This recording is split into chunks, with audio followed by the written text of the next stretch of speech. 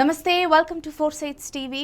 రేణుకా స్వామి హత్య కేసులో అరెస్టైన ప్రముఖ కన్నడ హీరో దర్శన్ పరిస్థితి దారుణంగా మారినట్లు తెలుస్తోంది. తనకు జైల్ ఫుడ్ పడట్లేదని ఇంటి నుంచి ఆహారం కావాలంటూ హైకోర్టులో పిటిషన్ దాఖలు చేశాడు.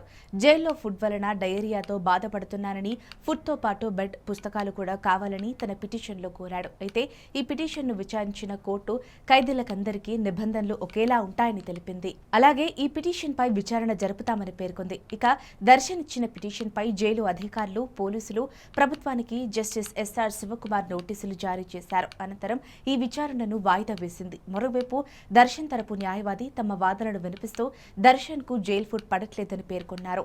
దీంతో విరేచనాల బారిన పడ్డారని తెలిపారు. ఇది ఇలానే కొనసాగితే అతడి ఆరోగ్యం మీద ప్రభావం ఉంటుందని అన్నారు.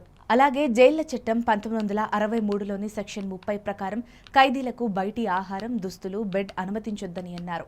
ఈ కేసులో దర్శన్ ఇంకా దోషిగా తేలని విషయాన్ని కూడా ప్రస్తావించారు.